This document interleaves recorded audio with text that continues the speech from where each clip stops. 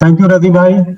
First of all, you see that I am reminded of Winston Churchill, who said that democracy is the worst form of government, except all other forms that have been tried from time to time.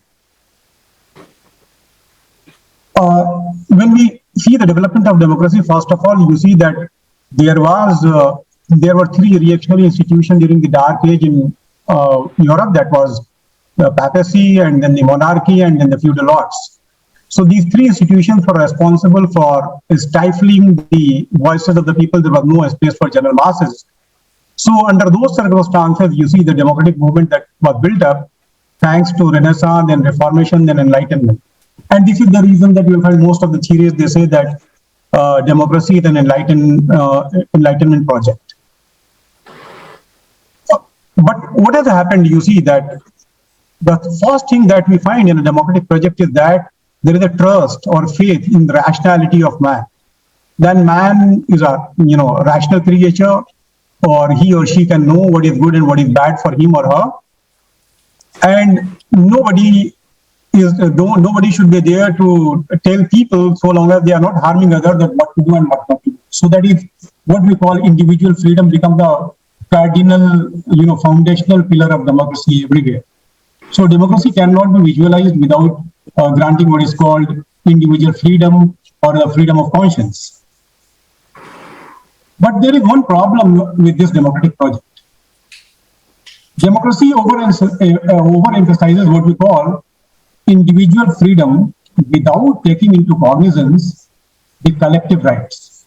So that dichotomy, the conflict between individual rights and collective rights, that is one thing that the liberal democratic project has not been able to resolve. Of course, new theorists like Wilkie Mlika and Viku Parekh, they are coming up and they are saying that the issue of multiculturalism is very, very important, especially when we are talking about the diasporas in the different countries of the West. But at the same time, you'll find in democracy there is, the principle of non-discrimination and equality that is emphasized. And when we say that principle of the non-discrimination in democracy is, equality is something that should be there, it means there cannot be a special safeguards, or there cannot be, a special care for the vulnerable groups in the society. And that is problematic for most of the liberal democratic projects in all over the world. Basically, the moment you try to do something, that is called, there are people who are unequals. So the equality can be among equals and inequality among unequals. That is the principle of equality that we have to understand. So this is the reason that we will find that who are minority, first of all, we have to understand. And if we see the definition of authority, which has been adopted, of course, by the United Nations, basically, when we say that who is a minority, there are four important factors or the component that we have to take into account. First of all, numerical inferiority. Numerically inferior group will be recognized as a minority. There must be non-dominant position. They must be distinct from the majority. And the last one that is very important, and that is there must be a will to preserve their distinctiveness. What Shazia Ilmi was saying right now, that you see the identity, for example. Identity is something that is, that the separate identity should not be there, homogenization should be there, so this one people, one culture, one nation, that is a very dangerous project that always ends up that is a dangerous project. It becomes fascism. It promotes what is called majoritarianism, where we are trying to make a state a bulldozer. And we are trying to say that the state should bulldoze all identities. And it should make, it should become a melting pot. So ultimately what will happen that, when we are trying to bulldoze all identities, means the distinctiveness that we have, but the diversity that we have, that will not be segregated, that will not be tolerated. Rather, in the name of one nation, one people, one culture, what will happen that there will be cultural homogenization. No other identities. And that will promote what is called majoritarianism. Keeping in view, the theoretical aspects, the two important thinkers from the liberal democratic project we should take into account. Number one is John Locke, who is, of course, father of contemporary liberalism. He says that you see that there are three important rights, and they are, for example, right to life, right to liberty, and right to property. And these rights cannot be taken away by the state. He said that the state comes into existence only for the protection of these three important rights. And if these rights, that is right to life, right to liberty, right to property, that is state, ESTAT, if that is taken away, it means people have a right to revolt. That is why, he becomes a revolutionary political philosopher. And then John Stuart Mill, who says that it is better to be a human being dissatisfied than a pig satisfied. It is better to be a Socrates dissatisfied than a fool satisfied. And then he is saying that there is always a danger of tyranny of majority in democracy. And that temptation of majority to impose its ideas, its values upon the minority, that is something which is a very dangerous trend. And he is warning that if, tyranny of majority established in democracy, it means that is not a true democracy, that will be a false democracy. Today, we are living in the largest electoral democracy in the world. But the question is, qualitatively, if we are going to judge on the basis of what John Stuart Mill, who is a great liberal political thinker, that whether it is a true democracy or false democracy. This trend is, they are all over the world, the right-wing forces are rising, and ultimately the very rights that have been granted by the democratic society, by the democratic state, those rights are being manipulated to the advantage of the majoritarian ideology. And because of that, what is happening that the minorities are facing all kind of threats. There is no doubt in it. Minorities are facing threats everywhere. You see, for example, I was going through a data and I find that in the United States of America, the Afro-American community, that is black community, that, they are 14% in number, but their representation in jail is around 30%. Same is the case in India. The Muslims are around 14%, but their representation in jails in India is 30%. So ultimately, if this kind of thing is happening, in jobs, you will find, for example, the public employment, you will find their number is less, but in the jails, they are higher in number. Again, the other things, we are also talking about the vulnerabilities of minorities, rights of minorities. Now, what are the responsibilities of minorities? I know that the Teesta, as Teesta Setalvad was pointing out, that within community there are voices, and these voices of dissent, they should be respected. You cannot justify, for example, a particular political body or a particular religious body from our community, for example, Muslim community, saying that there should not be what we call abolition of child labor, abolition of Child Marriage Act. They are calling for abolition of Child Marriage Act. How can you justify the abolition of means? What do you want? You want that a 9-year-old girl should marry. She should be allowed to marry because she's a Muslim. So where is that responsibility? That we have to understand. And in the secular space, especially when we are going to interact with others, we have to keep in mind the same project that I started, that the trust in the rationality of man. The trust that every individual, so long as he or she is not harming others, what John Stuart Mill says, other regarding action. In the self-regarding action, she or he should be allowed to do whatever she or he wants. And here comes the justification for what we call the rights of sexual minorities as well. So, these are the points that the minority community also has to understand. And last point that I will mention here, especially in the case of the Muslim community, that you will find that the fiqh that was developed in the Muslim society and the fiqh that we are following, the different schools of thought, most of those things developed in the countries where Muslims were living as majority, and they were also ruling. Now, there must be, there are doors of ijma and ijtihad in the community and the qiyas. On the basis of that, the minority jurisprudence, or how a Muslim should live as a minority in a country that is being dominated by other communities, that is also something that should be pondered over by the Muslim community. Razi Bhai will say that you are trying to bring religion into this democratic secular space, but keep in mind that the Muslim society especially cannot be reformed without understanding the normative value of Islam, and that is why I'm trying to invoke this particular point. And lastly, you see that what we should remember that these days there is a fashion that we talk of, this is the last point, Ravi bhai, that we talk of this political party and that political party, that BJP did that and Congress did that. But the point is how a particular state, like Indian state, is dealing with the minorities. It is not the particular political party, it is not the particular political, it is not the particular group. But what is the responsibility of the state? How a state is dealing with the minority, whether it is 1984 anti-Sikh riot, or whether it is 2002 Gujarat, or whether it is recent Delhi riots. We cannot say that Congress did it and the Samajwadi did that, or Muzaffarnagar the kind of Samajwadi party. The basic question is, where is the responsibility of the state and the apparatuses of the state?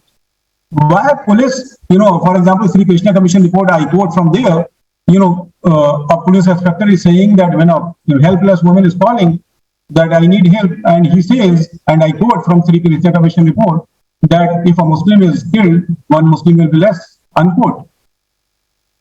Why this kind of attitude? The most visible manifestation of a state is police, and during the communal riots, it becomes very difficult to get protection from this most visible manifestation. Thank you very much.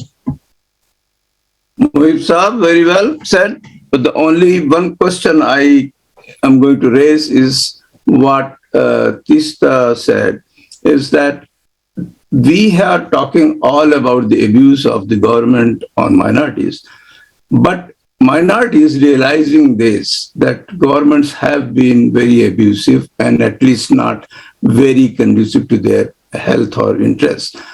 Why Muslim community themselves never take any step to improve their educational, their political, their social structure?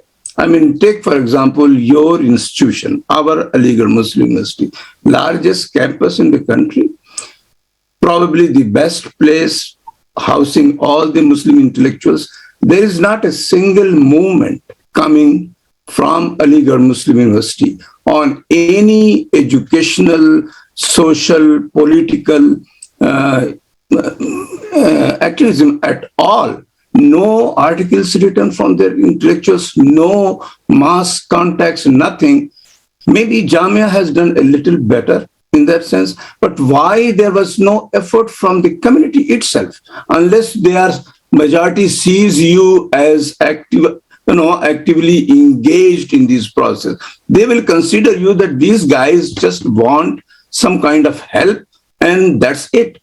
They themselves are not getting all this, trying to do anything. What is the answer for that? Okay, Razibhai, that's a very good question, but let me first of all make it clear that if you go through the Secy committee report, one thing that you will find about the Muslim community, and that people hardly highlight, that, when all the socio-religious groups that were studied by the Secy committee, it was found that the Muslims, as a socio-religious group, if you see, they are the people, the highest number of self-employed people, they are from the Muslim community.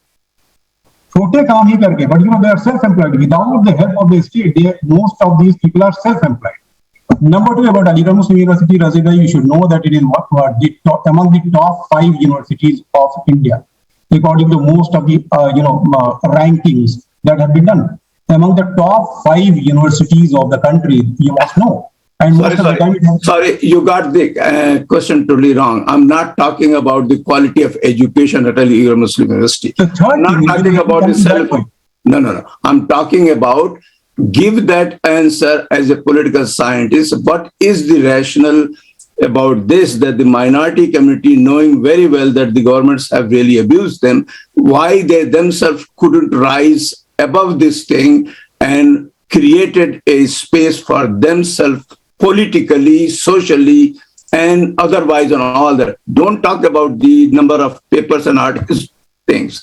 Why, as a leader, why you couldn't come up? Or any of the institutions, Muslim institutions? No, Razibhai, I will say one thing that, when we are talking about Aligarh Muslim University, why we have not been able to. First of all, we should not underestimate the power of the state.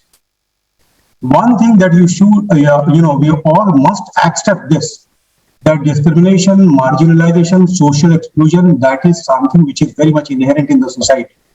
Number two, about the Muslim community, when you are talking about why they are so backward, and most of the time people give example of the Sikh community.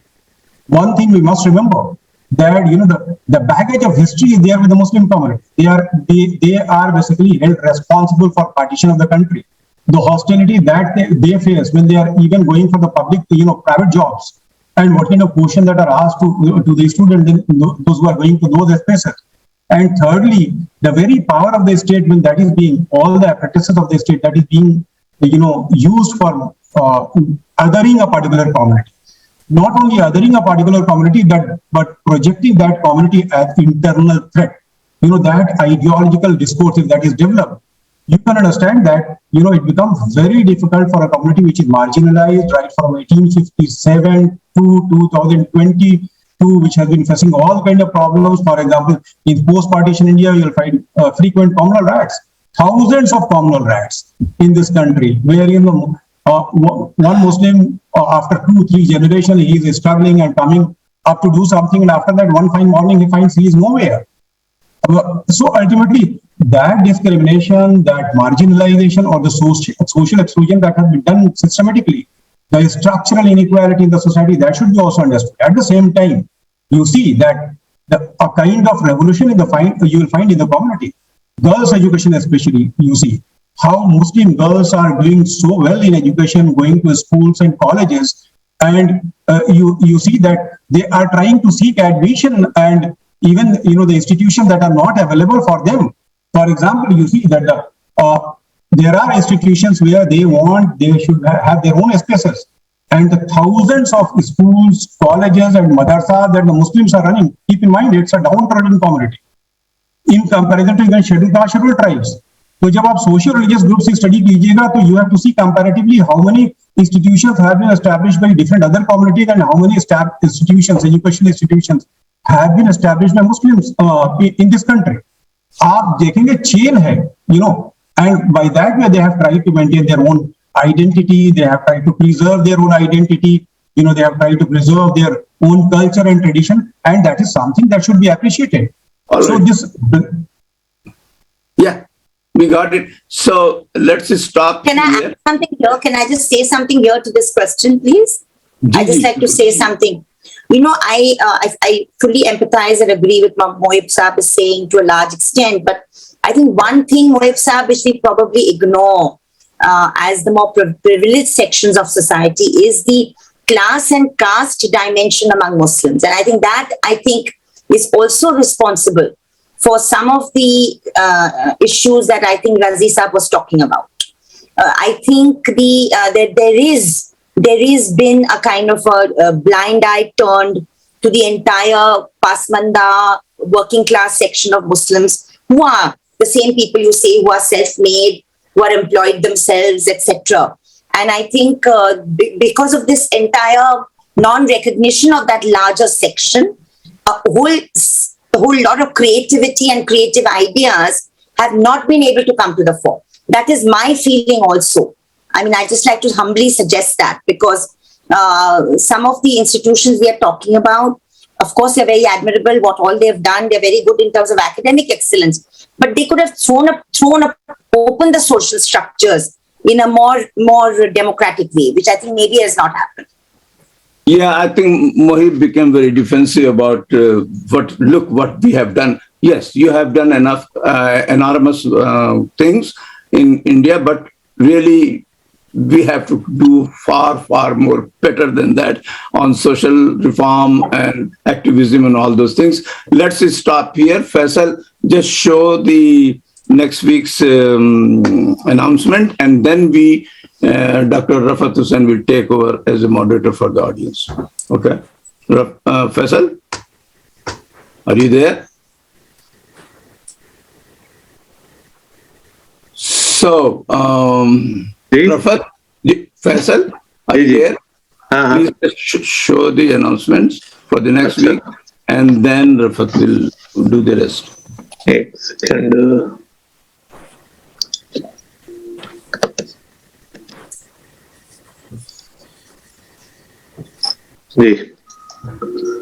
And next week, we are going to have a very good combination of scholars two iconic families coming together. That was an idea given to me from Ashish Tripathi, a senior journalist from Times of India, that we should bring grandchildren and children of Mahatma Gandhi and Netaji together deliberately, because BJP these days are trying to, they are trying to own Netaji, that, he was a dissenter and didn't like the Congress. That was totally untrue. So anyways, Professor Sugata Bose from Harvard, who is a grandnephew, and Professor Anita Puff from Germany, who is a daughter of Netaji, and of course, Professor Rajmohan Gandhi, grandson of Mahatma Gandhi. They are together in coming week, and they will talk about Indian national and Hindu nationalism, lessons from Gandhiji and Netaji. And is another announcement is for tomorrow, which is unrelated. Unrelated in the sense that it is not a regular part of this Indian diaspora. Many people are discussing since a couple of weeks or rather a month on Aligarh Forum about the proposal for establishing a coaching guidance information center. And so everyone is welcome. Same Zoom link, same time tomorrow. Thank you very much. And now over to Dr. Rafat Hussain, who will be moderating this section. Rafat. Thank you, Rajibai, and thank you, everyone. Thank you, Professor Haque. Thank you, Shazia, Ilmi, and Teesta, Setalvad. So it was an interesting day today, and so the session is open for the question and answer. There are a lot of questions in the chat box, but those were most likely they were for Miss Ilmi. So if you have interest to ask a question to these two speakers, please show your interest in the chat box or raise your digital hand. So let me begin with okay, so Rudranshu Singh and Tariq Farooqi, because I don't know, these hands were raised long time back, whether they really want to ask the question now. So Rudranshu, please go ahead. Sir, my question was also for Miss Shazia Ilmi, but she delivered a monologue and vanished, to my horror.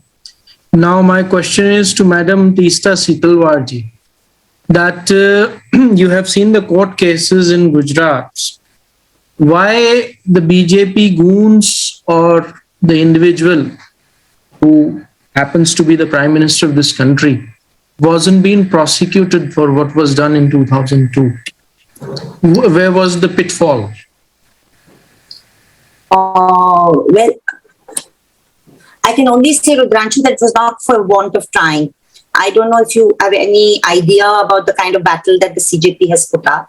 Apart from fighting the 68 cases of the individual trials, we pursued what we call is the mother of all cases, which is the Zakia Jafri and CJP case. And in between October 5 and December 10, 2021, just 2 months ago, there were everyday final arguments for 5 hours a day made in the Supreme Court, just simply to urge that the kind of evidence collected by us as a citizens group backing Zakia Appa are enough to have a charge sheet against major perpetrators. So the effort has been made sincerely at great human cost to us and to our organization. The lacunae is in the system. I mean, if you have a system which is tottering, if you have a definition of democracy which is just an electoral democracy and does not take the constitutionalism seriously, then even the Election Commission and the judiciary are targets. And there is a certain reluctance in our country, political and judicial, to actually prosecute powerful perpetrators. Look at the history of, say, the 1984 anti-Sikh pogrom. Look at the Nelly massacre. Even today, the victims of the Nelly massacre in Assam, which nobody talks about. 18th of February, 1983, 2,500 Muslims slaughtered in 5 hours, and at least 5,000 over the period of 4 days, Bengali-speaking, very poor working-class Muslims and other minorities, largely Muslim. There were no prosecutions. We've not had prosecutions for major targeted crimes in this country. because there is an institutional reluctance to prosecute. The state is a prosecutor in this country, and we fought very hard in the Gujarat cases to get victims and complainants to also prosecute cases. So we managed a small amendment in the criminal law, so today victims can also take perpetrators to court. But it's an uphill battle. Tardiness of the courts, delay in cases, lack of independence of investigation, lack of independence of prosecution, judicial delays, lack of time-bound trials, all of these contribute, apart from an institutional reluctance, stroke bias, to prosecute the guilty. Thank you. Okay, Tarak Bhai, do you want to ask question or it was for? No. I had an earlier question. Thank you very much for Shazia Ilmi, but she manipulated us all and showed what a true politician in India looks like these days. Yep. But I do have a follow-up question with these two people. Regarding the recent elections, and they are in India, they can give us a better, a review of what has happened, in spite of the fact that all the signs were towards massive victory for the Samajwadi Party in UP and other places. The opposition was supposed to do better, but BJP prevailed anyway, in spite of massive misgovernance and all the other things that had gone on in the last few years. So what happened? Okay, that's a very big question. So please be brief, because I know there are different opinions about that. But let's hear from the speaker. No, not our opinion. We already. Mohib, would you like to go first? No, Teesta, you should go first. Thank you, sir. So I sort of briefly referred to this earlier, and I'd like to repeat that, yes, there's no question that there is a victory for the BJP. They've got close to 42% of the vote. The Samajwadi Party is 80 seats up, but has narrowly lost in 60. So it is whether that could have been close to winning or not, if the Election Commission had functioned really impartially as it's supposed to do, is a question up for grabs. It's an academic question now because the results are out. But what I would like to say, and I'd like to repeat, that in the 9 to 10%, not 6% difference between the BJP vote and the Samajwadi vote is a challenge. It's a challenge for any party and any formation, and as citizens for all of us, because it basically means that earlier, I'm talking about pre-2014, we would say that the traditional BJP vote was something like 22%. And what has happened with these Modi Amit Shah's rise is that traditional vote has gone up to 32%. And then it's plus 32 to all the rest that they get, which is a formidable equation they manage. I personally have never been under any illusion that their victory has had to do with anything but the kind of extremely targeted and hatred that they have managed to legitimize, just like Advani had legitimized it earlier, 22 years earlier during the Rath Yatra, when the BJP rose from 2 to 89 seats. Having said that, I'd like to keep emphasizing that the fact that there is a 59% of vote which is not with them is something that needs to give us hope. We need to work with that. We need to look at that. And I think, coming to your point, Tariq Saab, that the Samajwadi look like it's winning, all of us hope. But I mean, for many of us, till 4 months ago, I really was not sure of it. We were almost sure that Adityanath is coming back. And the reason why we felt that is because till about 3.5 months before, you did not see opposition activity at all. There was no political activity and all. And I honestly believe that is the issue. Having accepted communalism and hatred, I'm not denying that. But I think a political party needs to be taken seriously. And you had, over the periods of 4.5 years, so many issues, including minority exclusion issues, which the party should have agitated on the streets, in dharnas, the COVID deaths issue, so many issues. But if you're not available to people when they are in deep distress, then I feel a certain credibility and seriousness in the electorate goes away. And of course, you have the BJP, which has money power, muscle power, and a formidable election machine.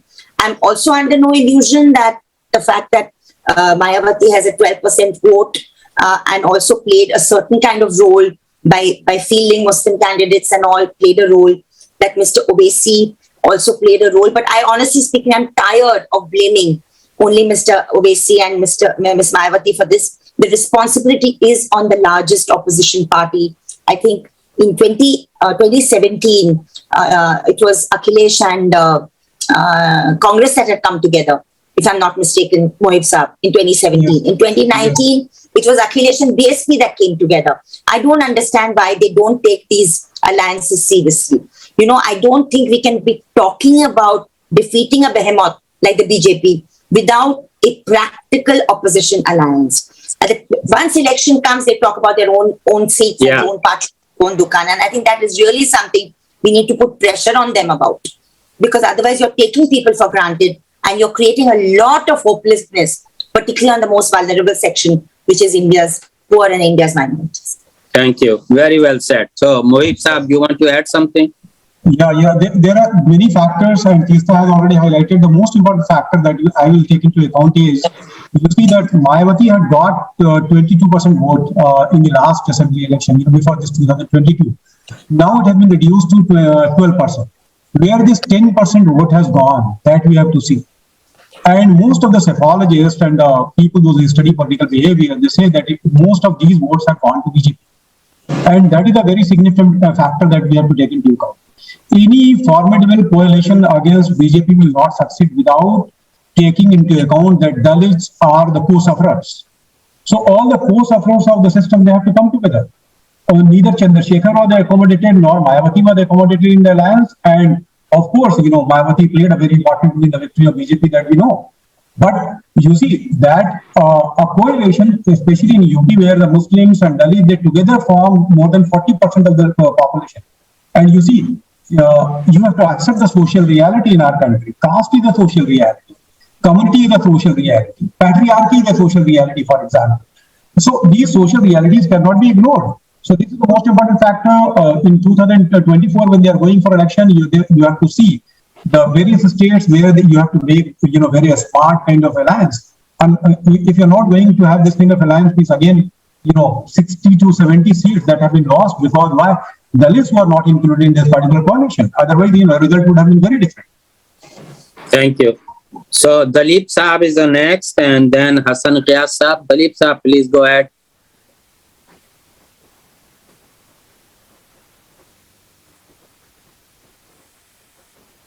Dalip Saab. Dalip. No, then move on to Dalit Neem Okay. Saab. Hassan Qiyas Saab, we will come back to Yeah, thank you very much, for giving me an opportunity. My regards to all the participants. I have already raised very pertinent and important questions in the chat box. If you could kindly go through them, you see, basically they are for Madam Setalvad and Professor Mohibul Haque. These questions are very, very relevant, and we have to have an understanding of these. I, as a Dalit activist, strongly feel that unless until the Muslim and the Dalit masses come together, nothing is going to happen. Leadership will come and go, leaders will come and go. Mayawati will come and she will perish. But what about the masses? We have to understand the difficulties of the masses. Today, the present government is thinking in terms of Hindu Rashtra. But what about a Bahujan Rashtra, which is a majority Rashtra? Have we raised such questions? We are blaming whether it is Akhilesh, SP or BSP or whatever it is. But are we addressing those facts? Are we talking in terms of what is the correlation between casteism and communalism? Are we addressing that? What is the relation between religion and communalism? Are we addressing that? No, we are not addressing that. Those are the questions which should be answered and hammered into the minds and souls of our people. Otherwise, nothing will work. Thank you very much for listening to me and giving an ear to me. Dalit Saab is Ambedkarite, and he's also an activist. He's always, most of the time, you will find him on ground, always talking to people, trying to bring people together. Thank you, Dalit Saab, for beautiful observation. No, I fully agree with you, Dalip Saab. In fact, I've been always saying, that is why I've been telling people for the last one, that there's no point either criticizing Ms. Mayawati or criticizing even Owaisi Saab, frankly speaking. If we build up a social cohesion at the local level of people working on a program, then eventually leaders will have to fall in line. But the point is that if we don't do that and then we expect this jugaad to take place at the top, it's not going to happen, because I think that moral fiber in the political class is not there. Okay, they have to see it as a response to work on the ground. And therefore the challenge is for us that why are we not, I mean, we are trying, some of us are trying very hard, but I think we need to do it more, that we need to work on social cohesion programs at the local level. Now, for instance, I'll give you an example. We did a 9-month exercise of a fact-finding, really intensive survey into the weaving community, okay, in Purvanchal, which is covers about 9 districts, where I'm sure you know already, the Muslim community, Dalit and the OBC are involved in this activity. And that artisanal industry is being finished, okay. We did a huge survey. The effort has brought people together. Now we have to take that forward programmatically in terms of advocacy, because the livelihood has gone. People are working together. People are producing these skills together and products together. But eventually we have to devise a social program out of it, a social political program out of it. So I cannot agree with you more. The question is, I think more and more activists need to see this on the ground, because I'm a little tired of, blaming this group or that group, and then you sit on Twitter and then you blame people. It really is not going to work.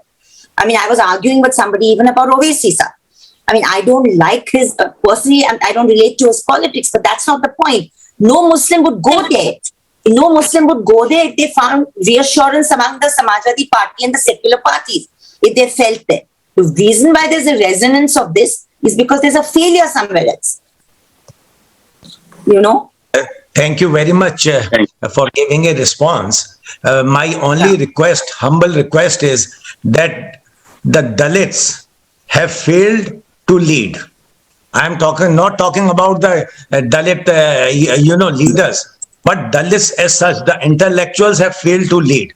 Now, my humble request is to our Muslim intellectual brethren to come ahead and lead from front. All right. Otherwise, we are going to be in big soup. Thank you. Thank you. Okay, Hassan Ghiyas Saab. Unmute yourself, please. Yeah, thank you. I wouldn't have edified Shazia Ilmi with a question, but I do have a question for Teesta and one for Professor Haque. The Muslims of India today are not just untouchables, they are unspeakables. No opposition party, in spite of the fact that some of them gained from their support in the elections, would even dare to take their name, let alone anything else, for fear of a backlash. Now, this is not going to change by itself. My question is, how should the Indian Muslims strategize their political approach to become more relevant in the political spaces?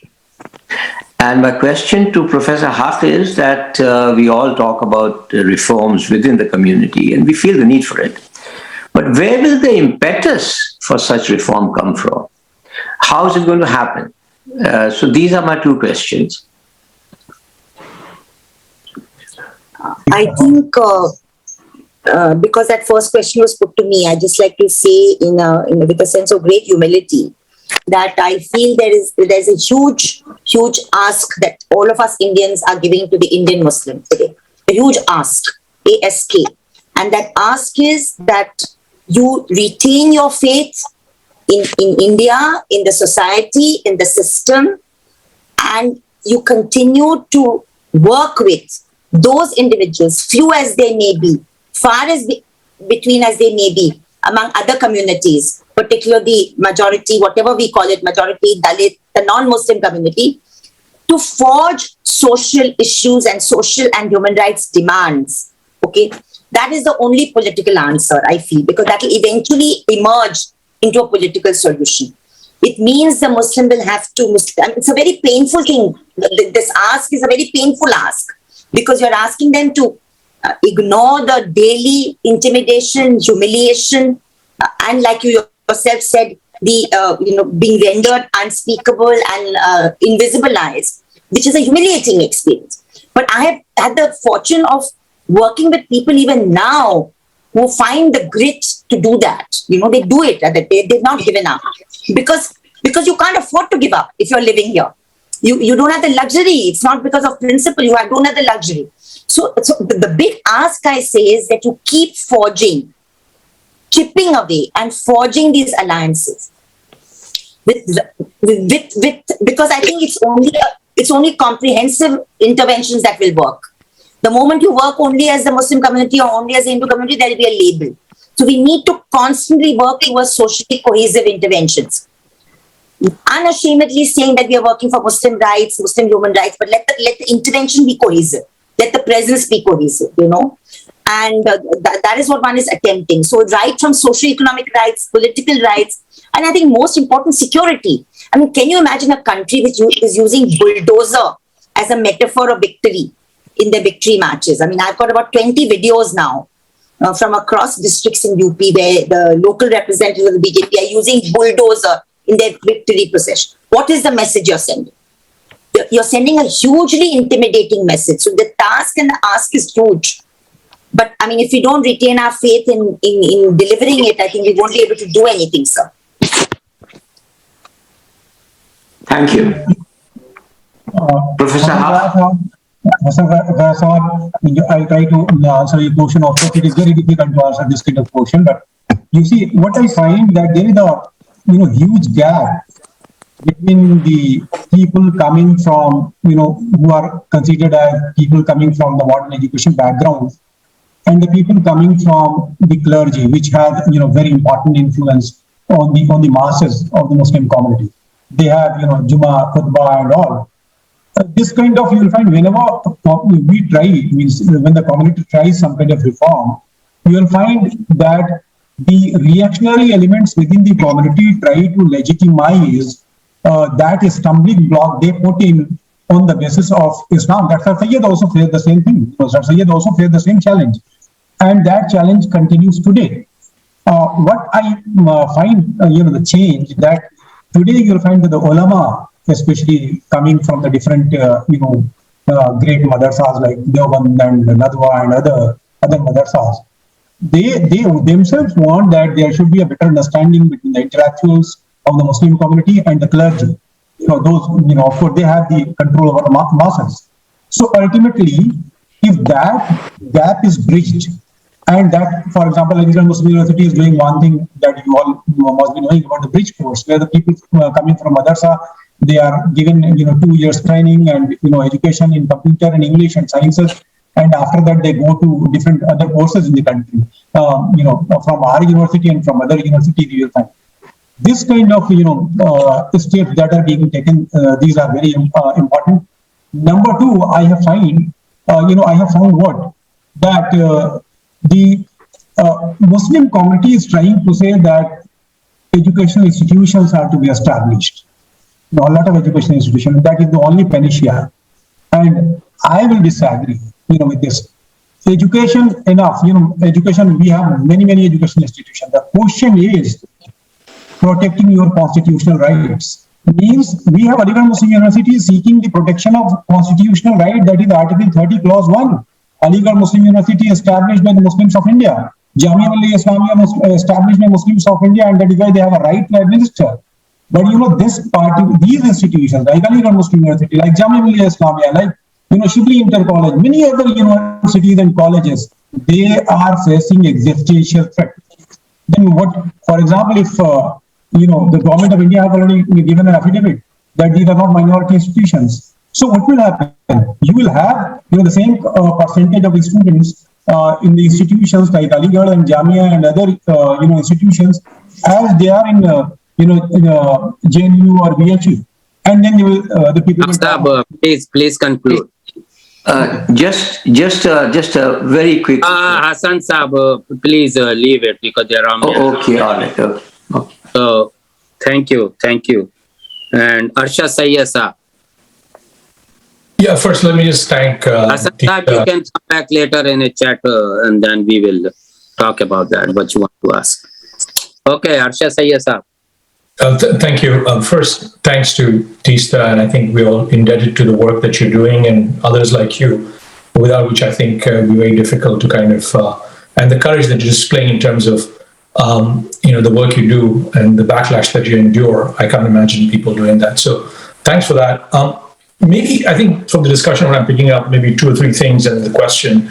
One, as I understand, this is not a struggle just about minorities, it's not just about Dalits, it's a broader struggle really about the soul of India, which is, liberalism.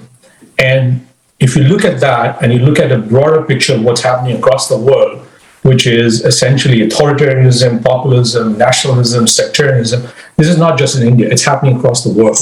And if you take that lens, then you begin to realize that I think the answer that we're trying to put forward for these solutions are perhaps band-aids or things that are pretty short-term oriented.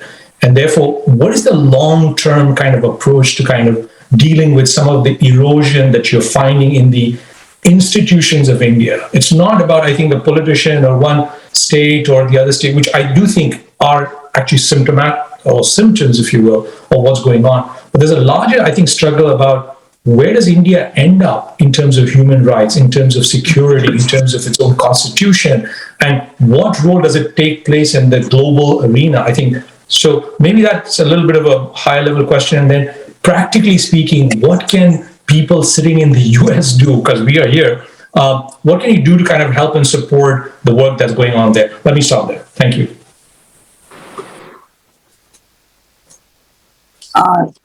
You see, there's no question that what you say is correct, that the fundamental issue is not just the soul of India, but I think the foundations that this country was laid on, which is that despite and in spite the horrors of partition, the wisdom that was shown by the diverse political leadership that we remain a constitutional republic and that our citizenship is based on composite and equality and non-discrimination and not religion or caste or gender-based. I think that was a very, very important thing that we are fighting today. Now, the point is, I don't really think, Sir Arshad Bhai, that we are talking about short-term band-aids over here. When you're talking about programs for social cohesion, I think that is what has vanished. Which is the only organization today that is working at the social level? It is either the Rashtriya Swayam Sevak Sangh or the Vanvasi Kalyan Ashram. And they are funded, they are organized, they've got that one direction, which is to convert India into a theocratic state, etc. But where is the counter? At one point, you had the Rashtriya Seva Dal, you had the left cadres, you had Dept, you had a host of such formations, left to center, which actually were the bulwark of this. Okay, now those have all gone. Let's forget the august institutions for now, like the Election Commission and the Supreme. It's the society and the individuals in society that make up your institutions. Okay, so if your people in your society are not being organized and being actively engaged in a socio-political program to further the constitutional vision, which is a program of social cohesion, and this must happen in multiple ways. It must happen in the cultural arena, it must happen in the language arena, it must happen in the activist arena, it must happen in the rights arena. It's not a it is a multifarious battle, which it was as the national movement showed us. And all of us, our generation, benefited 20, 30 years from that culture of that movement. But when that started eroding, what have we managed to rebuild? Okay, thank you. That is the whole issue. Thank you. Next person, Mohib Saab, you don't have to say anything, right? No. Okay, thank you. So next person is Sohail Ahmed, and after that, Sabia Fatma. Sohail Ahmed Saab, and those would most likely be last questions, or maybe I can add one more. Thank you. Sohail Saab, are you there? If not, Sabia. Yes, sir, I'm here, sir. Okay, go ahead. Go ahead, Sohail Saab. Sir, I have also written a question in the chat box, sir. Sir, I would like to read it from the chat box. Yeah, go ahead and read it because there are so many questions. Sir, actually, my question was that when the intellectuals from the majority from whom we are expecting to get some kind of support to counter the ideology which is being promoted and perpetuated on us. So I think when they are being forced by acts like UAP or any other actions by the government, and they are being forced to match their voices with the ideology that's being perpetuated. So from where we can expect the support will be come and we can fight this kind of ideology. You see, Suhail, first of all, the intellectuals from the majority community or minority community, that binary is again dangerous. One thing that we must remember that you see that how the lynching was protested in our country and who started the movement, Award Wapsi. All the people coming, those who were protesting and they started the Award Wapsi movement, they all were from, of course, the majority community, the intellectuals. Similarly, for example, Teesta is sitting over here. She is an intrepid fighter for human rights, and she is not a Muslim, but she has, faced all kind of hardship because of her activism. So you will find that the people from the different communities, those who want to save the very soul of India, that is diversity, that is, a liberal democratic space, that is unity in diversity. People are trying and they are trying their best. You can say, but what has happened that the political parties, last point that I'm mentioning, you see the political parties, they are basically the secular political parties, they are just political parties. And they are fighting against an organization which is political, which has political organization, cultural organization, social organization, and all kind of organizations. So only a political, political formation cannot, deconstruct the discourse that has been constructed by a formation which has cultural dimension, which has, social dimension, and which has many other dimensions. That is the challenge.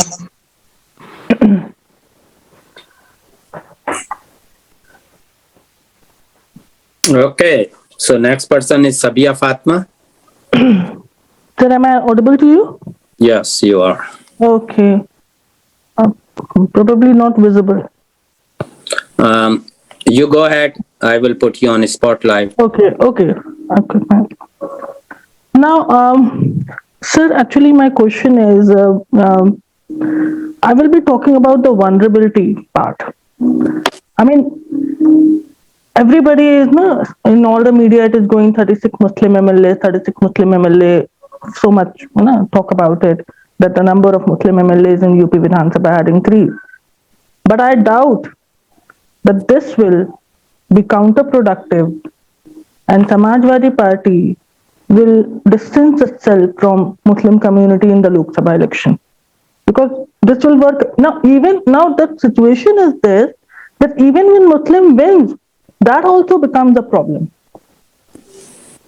That is also a problem that Muslim is winning. When a Muslim gets a good position in a college, that is also a problem, that Muslim is topper. So this is, no politician has not done this. This is in the society.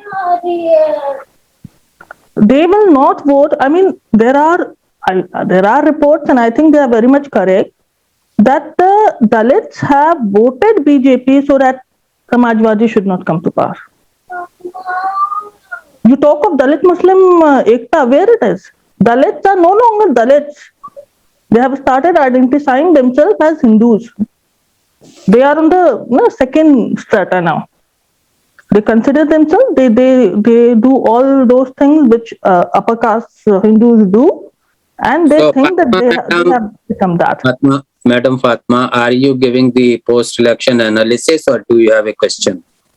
I'm asking a question, sir, that Muslim today is in such a position that even if he wins, that becomes a problem. That is a problem. I mean, the general public, sir, we people are the people who are working in private sectors and we are surrounded by Hindus. We listen to their comments. Where is the question? Can you be short? My question is that if the society, it's not the politician, it has gone much, much deeper.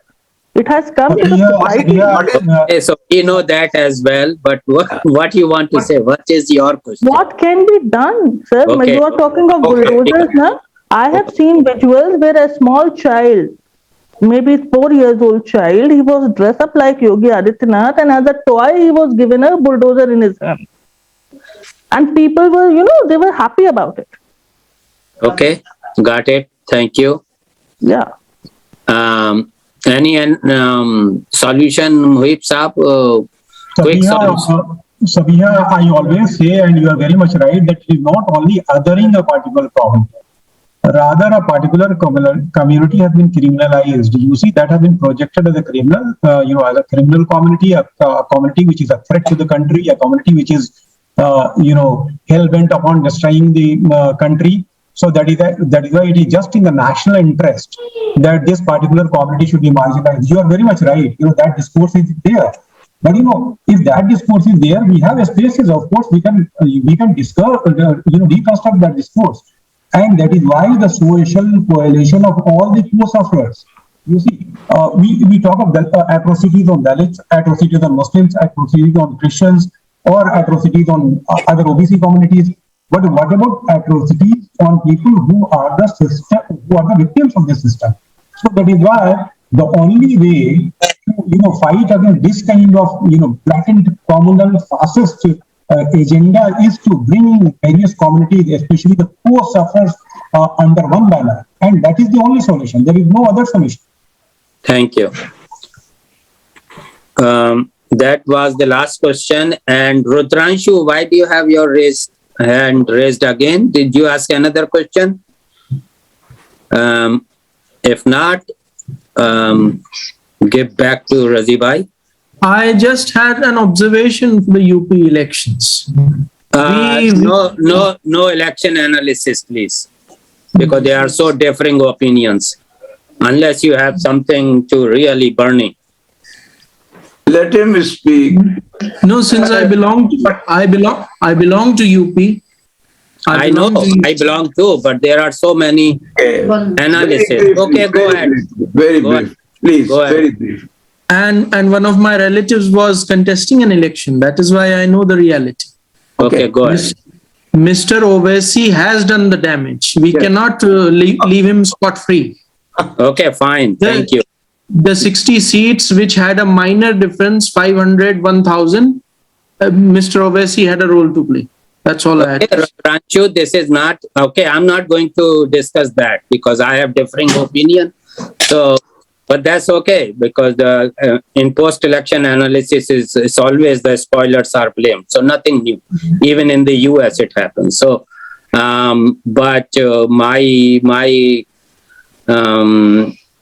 I know this Owaisi and BSP are blamed for post-election analysis. So I'm not, very much impressed with that impression. But anyway, so I got it, what you are saying.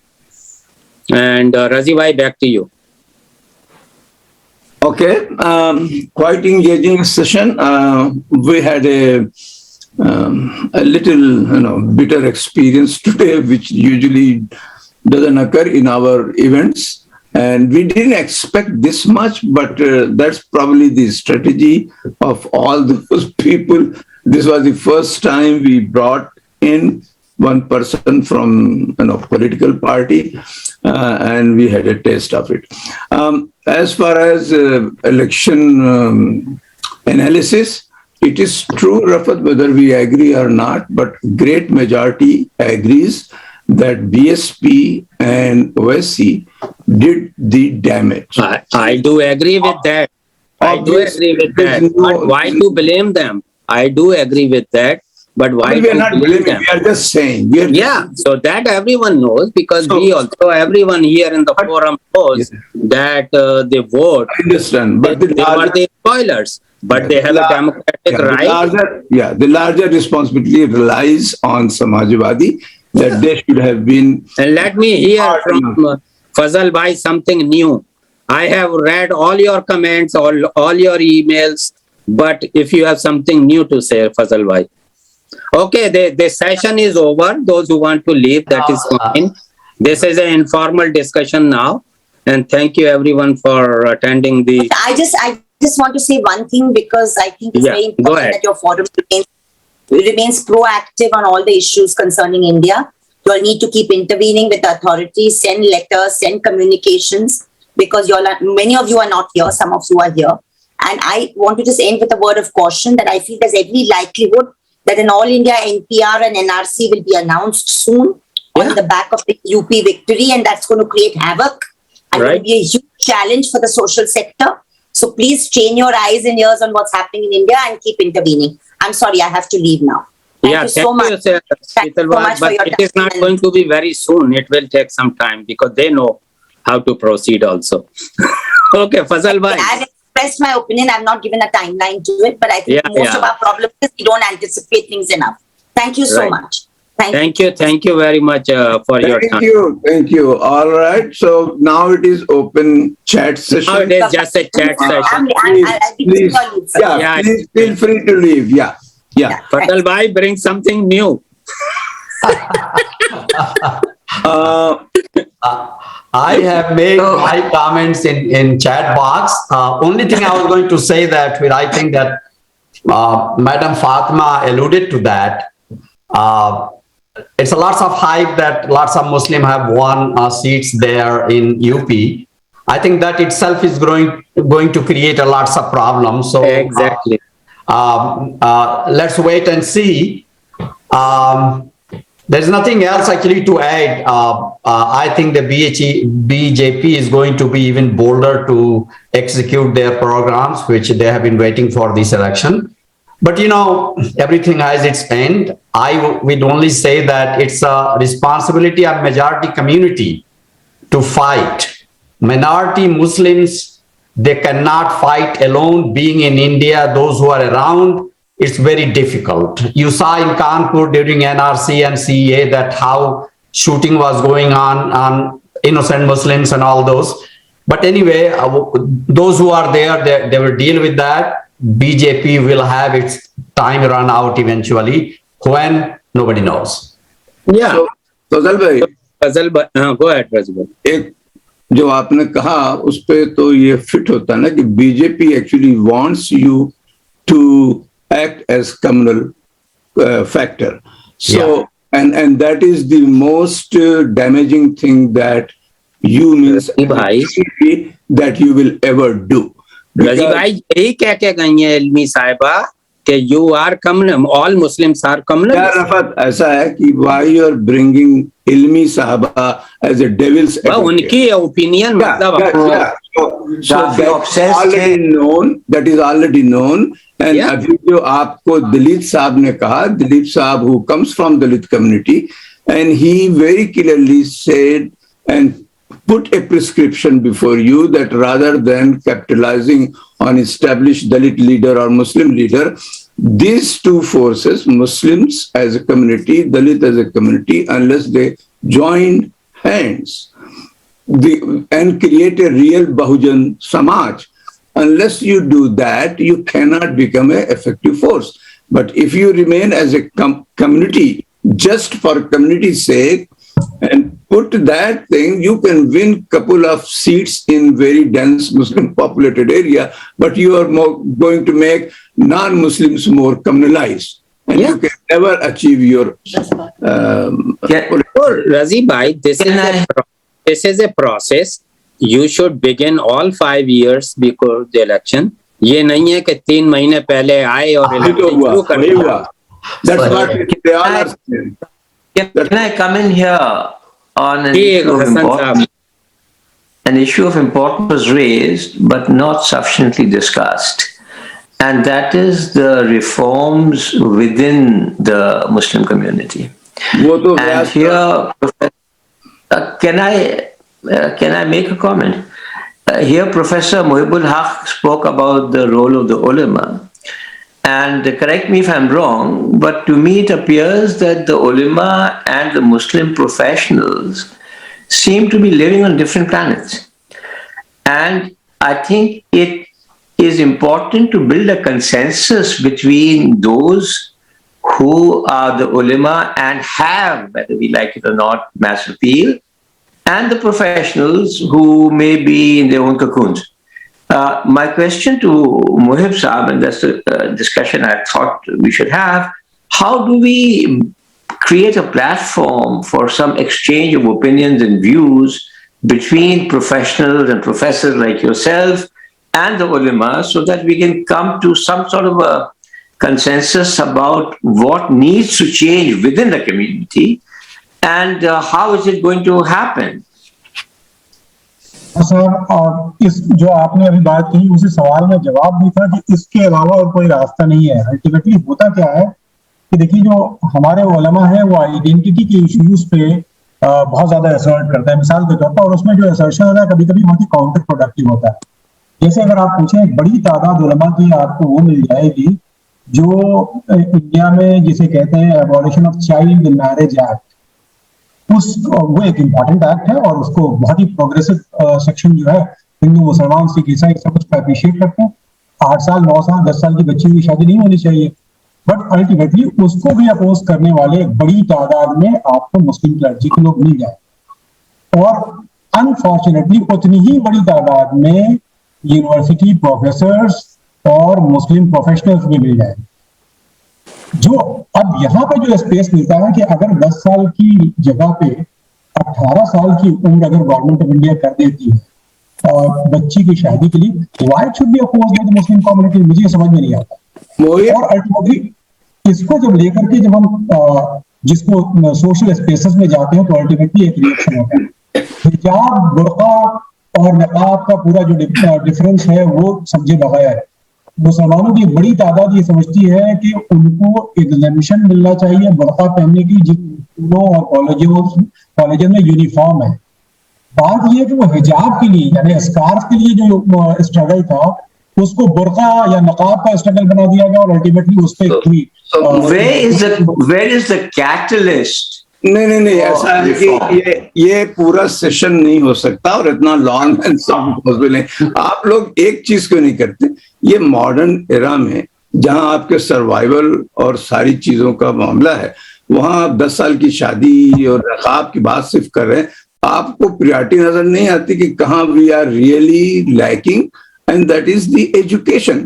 Why we don't talk about education, why we talk about कि marriage की age क्या, मौलाना कब आएंगे, what a Maulana has to do with education thing। आपकी priority में we are all educated people here, why the foremost priority that lacks in us is education।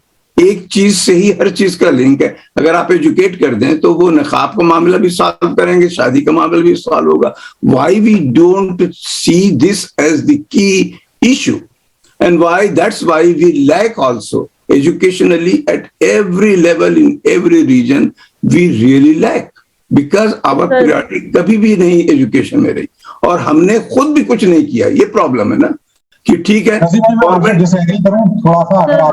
नहीं, हम लोग का ये बहुत बड़ा प्रॉब्लम। देखिए पूरे उसमें हमारा फोकस में एक भी आदमियों में से एक ने भी ये नहीं कहा कि एजुकेशन, वो हिंदू मुस्लिम किया और शादी की मैरिज की बात की, अलायंस की बात की, एक ने भी ये नहीं कहा कि इनर मोहल्लाज में, सुन लीजिए, इनर मोहल्लाज में इधर उधर हर लेवल पे एजुकेशन कहाँ।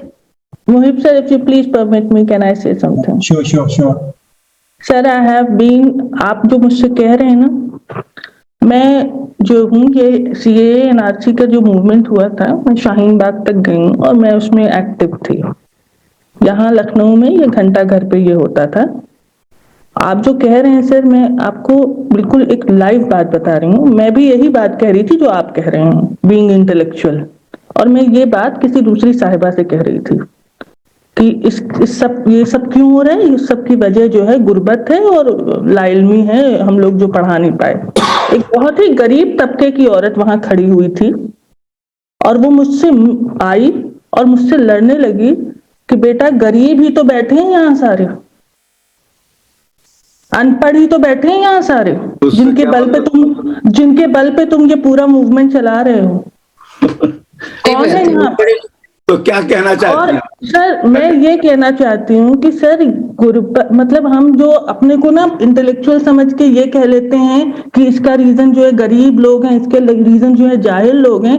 ये जो 36 सर आए हैं ना एमएलए, जिसके लिए हम लोग बहुत अपने पे फक्र कर रहे हैं, ये उनके वोट से आए हैं। सुनिए, आप मेरे ख्याल से तो समझ नहीं रहे ये बात को। नहीं, आप पोलिटिसाइज कर रहे हैं हर चीज को। देखिए, चाहे वो गरीब से वोट से आए हो, चाहे अमीर वोट से आए हो, एजुकेशन का मामला अलग है। नहीं, अलग नहीं है। No no no no no no, it is linked. आपके रिलीजन से, आपकी सोशल लाइफ से, आपकी मैरिज से, आपके एम्प्लॉयमेंट से, हर चीज से education is linked. We are इसी बात पे रजी भाई, इस बात पे हम आपसे एग्री करते हुए एक चीज मैं आपके सामने रख रहा हूँ सवाल के। रिलीजन को इसमें लाने की कोई जरूरत नहीं। एक बात मैं आपसे रजी भाई, एक बात मैं आपसे, अब आप रिसोर्स पर्सन बन जाए, हम आपसे सुनना चाह रहे हैं। एक बात, मेरा सवाल का जवाब आप दीजिए। हिंदुस्तान में जब मुसलमानों की पूरी बैकवर्डनेस की बात की जाती है या उनके मार्जिनलाइजेशन की बात की जाती है, तो उसमें एक फैक्टर, सिंगल फैक्टर, हम पढ़े लिखे मुसलमान हमेशा ये कहते हैं कि एजुकेशनली बैकवर्ड।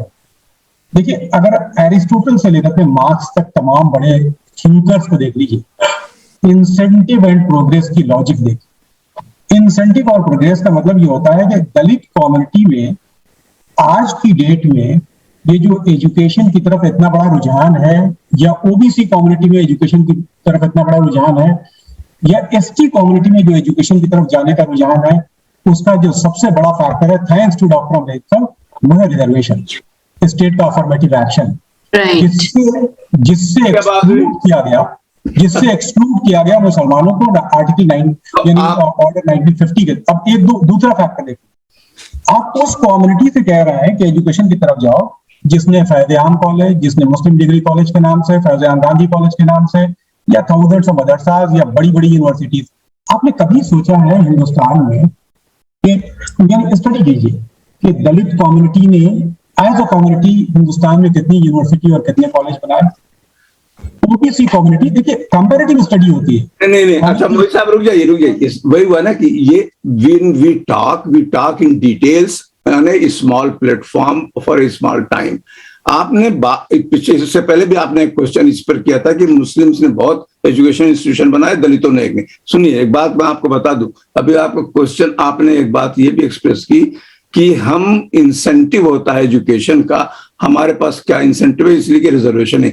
इससे ज्यादा गलत बात, यानी बहुत ब्लंटली मैं कह रहा हूं, इससे ज्यादा गलत बात कि इंसेंटिव एजुकेशन का आप उस वक्त फील करेंगे जब आपके लिए एक रिजर्व कोटा कहीं होगा। दैट मीन्स देयर इज, ये तो कम्युनिज्म के भी बयान चला गया कि आपको कुछ करने की जरूरत नहीं, everybody will be taken care of. दलितों को भी वहां तक जाने के लिए पढ़ना पड़ा। आपका तो पढ़ने का प्रॉब्लम है। प्राइमरी जरा सा डेटा निकालिए, एलिमेंट्री स्कूल, सेकेंडरी स्कूल में जरा डेटा मुस्लिम्स का निकालिए और मुस्लिम्स का पैटर्न देखिए आप। एजुकेशन, किसने आपसे कहा कि आप फैज़ आम ही में जाके पढ़िए? आप नॉर्मल स्कूल में पढ़िए। आप देखिए, मुस्लिम एजुकेटेड क्लास के ऊपर उसके शोल्डर पे सबसे बड़ा प्रॉब्लम यही आया कि वो सिर्फ अपने कैरियर में जिसने पढ़ लिया, अपना नौकरी उसने सिक्योर की और मुड़ के नहीं देखा गरीब तबके की तरफ। और गरीब तबका जब नहीं पढ़ाया जाएगा, उसमें सेल्फ एम्प्लॉयमेंट का जज्बा, और कहां जाएगा, खाना उसको खाना है तो वो सेल्फ एम्प्लॉयमेंट वाली बात करता है। लेकिन उस सेल्फ एम्प्लॉयमेंट को आप जब पढ़ेंगे, you can create small businesses, you can create your institution, you can create publication house, you can create everything। लेकिन जब आप पढ़ेंगे नहीं तो आपकी डिपेंडेंसी कहीं और होगी, और रिजर्वेशन आपके पास है नहीं, तो आप इसी तरह से भटके फिरेंगे। आप ये बताइए कि एक भी कोई सेंटर, कोई फ्री बच्चों के लिए कोई जगह पूरे यूपी में आप नाम दीजिए, 45 मिलियन मुस्लिम्स रहते हैं, 45 मिलियन मुस्लिम्स उस जगह पे हैं। एक ग्रैंड इंस्टीट्यूशन बना दिया आपने, क्या नया कि इंटीग्रल, उसमें जो पैसा जाता है वो गरीब मुसलमान तो उसको नहीं दे पाए। आपने फ्री इंस्टीट्यूशन कोई भी ऐसा बनाया जो क्वालिटी का हो? क्यों नहीं बनाया? अगर ये क्वेश्चन आता, क्यों नहीं बनाया? अगर गवर्नमेंट आपके साथ नहीं कोऑपरेट कर रही है, और आपका रिजर्वेशन भी नहीं है। इसलिए कि हम इतने बेवकूफ हैं कि हम कहते हैं इस्लाम एक है, कोई इसमें जात नहीं, जबकि एवरीडे लाइफ में हमारी जात है। कोई छोटा है, कोई है नहीं मानते। तो मान लिया आपने मजबूर है, आप खुद क्यों नहीं अपने पैर पे खड़े होते? अलीगढ़ की बात मैंने इसलिए कही कि वहां पे तो मैं रोज जानता हूं कि वहां क्या होता है। अलीगढ़, जामिया, एल्सवेयर, इधर उधर मुस्लिम्स के पास इतने गरीब भी नहीं है, वो क्यों नहीं कलेक्टिव फंड इकट्ठा करते हैं? उनको क्या गवर्नमेंट गन से लेके मार देगी कि तुम पढ़ रहे हो? ऐसा है क्या? नहीं क्यों नहीं बता रहे भाई? रजी भाई ये कैच 22 है। Go ahead sir. रजी भाई, आप प्रैक्टिकल डिफिकल्टी एजुकेशनल इंस्टीट्यूशंस को एस्टैब्लिश करने की और रिकॉग्निशन की, यानी वो भी मत करो, वो भी मत करो, ऐसे से कहीं और इनरोल कर दो, पढ़ो तो। आप अगर फील्ड में आएंगे तो आपको वल्नरेबिलिटीज पता करेंगे, एक्टिविटी में है इस तरह की कलेक्शन करते हैं। I am in the field, that's why I'm saying I am in the field. Fund collect करके जो लोग एस्टैब्लिश करते हैं, बहुत अच्छे अच्छे मूवमेंट चल रहे हैं यहाँ पे, और उनको जिन चीजों का बहुत चल रहा है सर, आपका थोड़ा सा मिसकंसेप्शन है सर। इम्पार है, एएमपी है, ज़कात फाउंडेशन है, परवास फाउंडेशन है सर, मैं खुद चला रही हूँ और कितने बच्चों को पढ़ाया है। जी हम लोग भी यहाँ से चला रहे हैं, ऐसा नहीं कि हम लोग को मालूम नहीं है। आपके बगल ही में बैठे हुए ये साहब फजल साहब है अलीगढ़ अलुमनाई के, पूछिए इनसे कि कितना पैसा यहाँ हर साल यहाँ से भेजा जाता है। तो ऐसा नहीं कि And results are coming, sir. It's not like that. आप लोग ये बात तो भूल ही जाते हैं कि कितना भी आप कर लीजिए, जब तक गवर्नमेंट इन्वॉल्व नहीं होगी किसी वो तो एक अलग इश्यू है, वो तो वही इश्यू है। नहीं सर, वो इश्यू है, वो द इश्यू है, वो ही इश्यू है। तो वो इश्यू तो आपकी मजबूरी हो गई ना, मान लिया वो आपकी मजबूरी है, तो अब आप क्या कीजिएगा ये बताइए। अब आप 1-2% को, 3% को, 5%। मैं क्वेश्चन पूछ रहा हूँ रिवर्स में, मैं क्वेश्चन पूछ रहा हूँ आपसे। मैं बताऊं सर आपको, राजीव सर, है ना, यहाँ जहाँ मैं राजस्थान में काम कर रही हूँ, यूपी का मेरा एक्सपीरियंस नहीं है। मैं राजस्थान के मुस्लिम बच्चों की छोटे 0 to एलिमेंट्री एजुकेशन का, हमारी स्कूल के पास ही सरकारी स्कूल है और मुस्लिम बस्ती का स्कूल मुश्किल से 100 मीटर 150 मीटर दूर है, लेकिन वहां हिंदू टीचर जाके पढ़ाना नहीं चाहता। तो वो बेचारे छोटे छोटे से बच्चे जो 10 साल के अंदर के बच्चे हैं, वो यहाँ पढ़ने आते हैं और यहाँ उनकी हालत इतनी बुरी है कि उनको अध्यापक पढ़ाना ही नहीं चाहता। और आप सरकार के कंट्रीब्यूशन की बात करते हैं सर, टीचर को 70-80 हजार रुपया पर मंथ सैलरी मिलती है, वो उसको अनार का आम का ही नहीं पढ़ाता। तो मैं तो 2 मिनट का, मेरे लिए तो 1 सेकंड का रास्ता है वो स्कूल जाने का, तो मैं अक्सर स्कूल जाती हूँ, बच्चों से बात करती हूँ, बेटा कहाँ से आए हो, क्या पढ़ रहे हो, and they all are Muslim kids. कोई पढ़ाना ही नहीं चाहता, बच्चों को कैसे पढ़ाएंगे हम? क्या मतलब कोई पढ़ाना नहीं चाहता? टीचर, अरे भाई तो मुसलमान टीचर बना के पढ़ाओ, कौन सी बड़ी बात। तो अगर हम तो तैयार है पढ़ाने को, ये और वो जो अध्यापक जो रिक्रूटेड है गवर्नमेंट के थ्रू, वही नहीं पढ़ा रहा। My question is, suppose I am raising a question, governments are totally opposing you, ठीक है, हम मान गए, आपके पास रिजर्वेशन नहीं, हम मान गए। नाउ मुस्लिम कम्युनिटी का अपना फर्ज क्या है ये हम पूछ रहे हैं। अगर मान लिया कोई नहीं पढ़ाना चाहता, कहीं कुछ नहीं है, खुद मुस्लिम कम्युनिटी बार बार क्यों यही चीज करके बच जा रही है कि गवर्नमेंट करेगी तभी होगा। ठीक है, गवर्नमेंट नहीं कर रही, हम कह रहे गवर्नमेंट नहीं कर रही है, दैट्स इट। हम कह रहे हैं रिजर्वेशन नहीं है।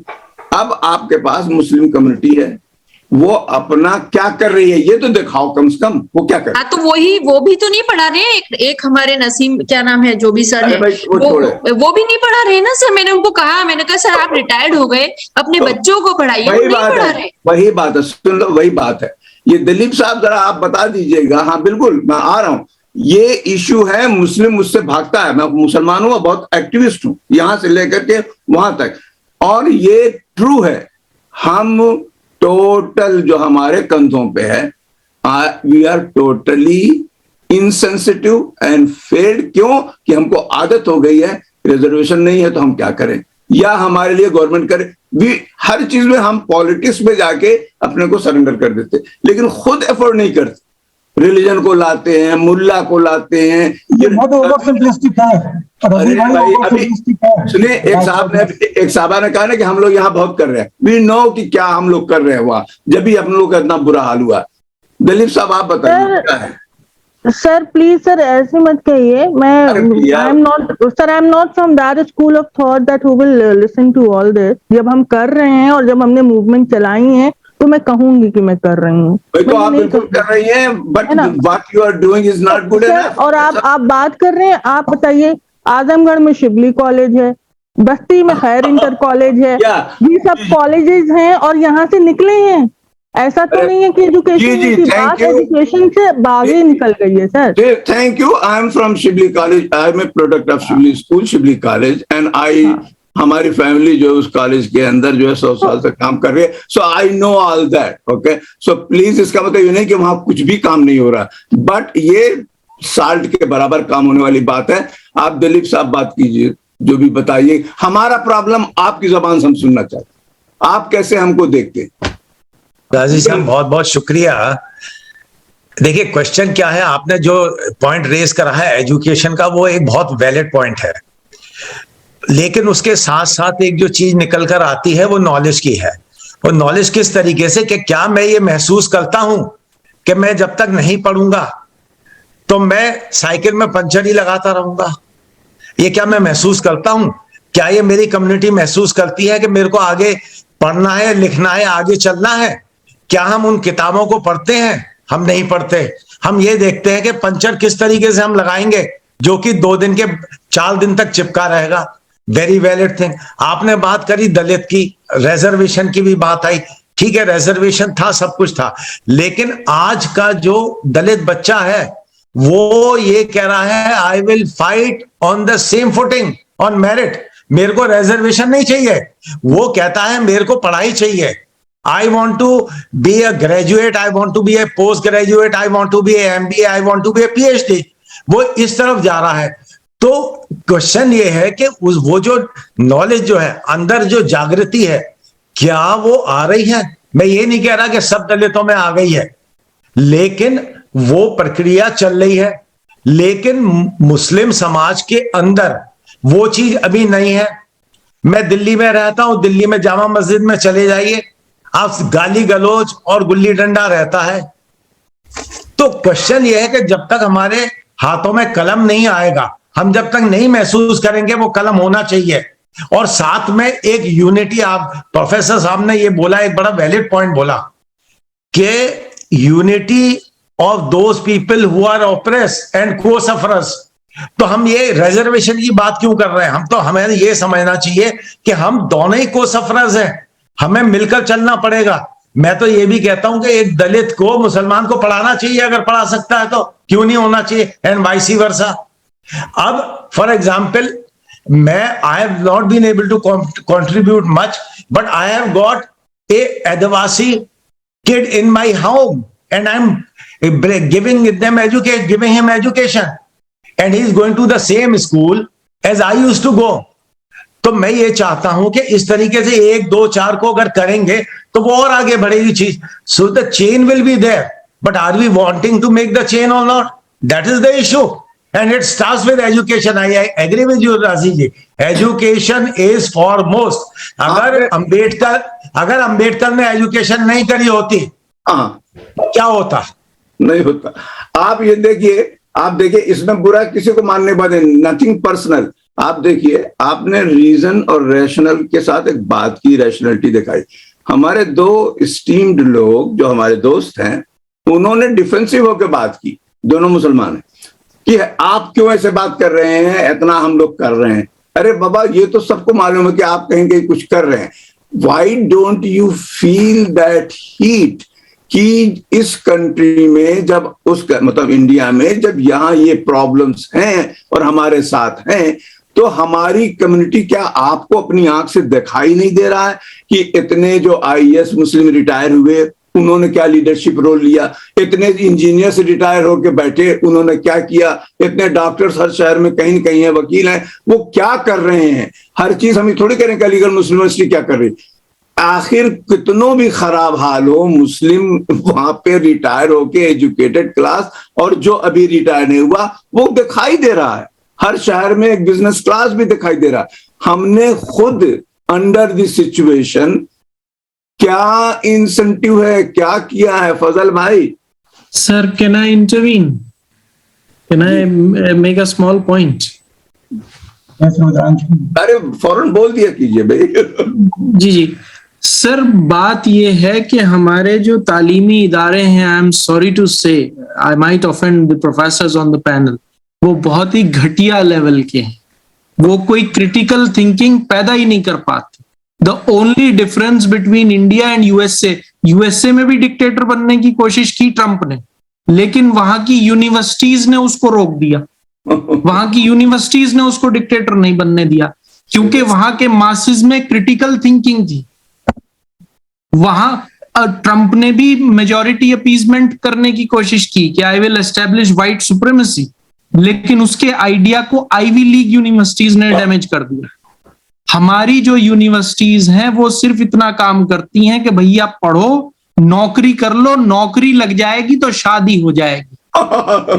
हमारी जो हम ईस्टर्न सोसाइटीज के लोग हैं, उनकी जिंदगी में दो ही गम होते हैं, नौकरी और शादी, बस। आपको दोनों मिली कि नहीं मिली?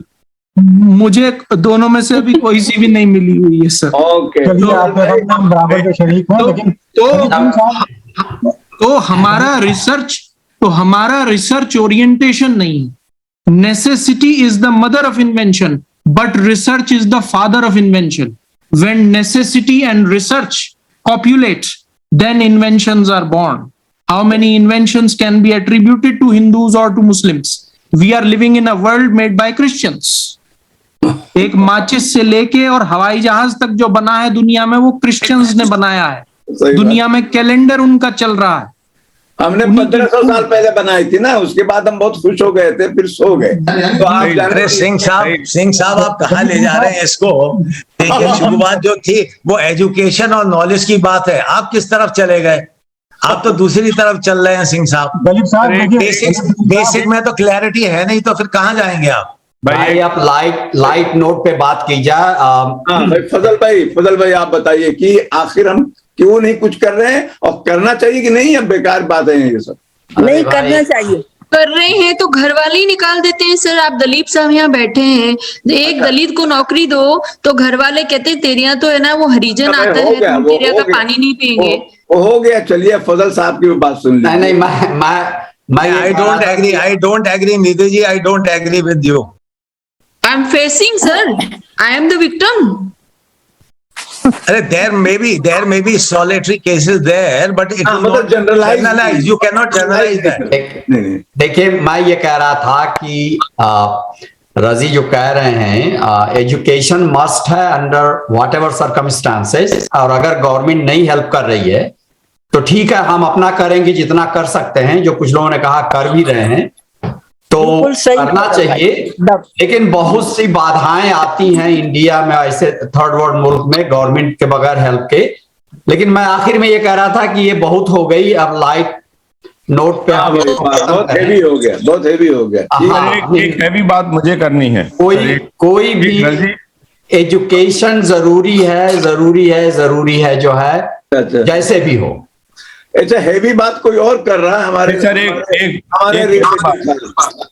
एक हैवी बात मुझे करनी थी सर। मैं इंडियन मुस्लिम्स को देख रहा हूँ, वहीं जा रहे हैं जहाँ के अमेरिकन ब्लैक्स 400 साल से इनके खिलाफ इंस्टीट्यूशनलाइज रेसिज्म हो रहा है और वो आगे नहीं बढ़ पाते। ऐसा नहीं है कि यहाँ ब्लैक्स ने कॉलेजेस नहीं खोले ऑन देयर ओन, लेकिन जहां गवर्नमेंट बिल्कुल डिस्क्रिमिनेशन को इंस्टीट्यूशनलाइज कर दे सर, वो गेटो बन जाते हैं।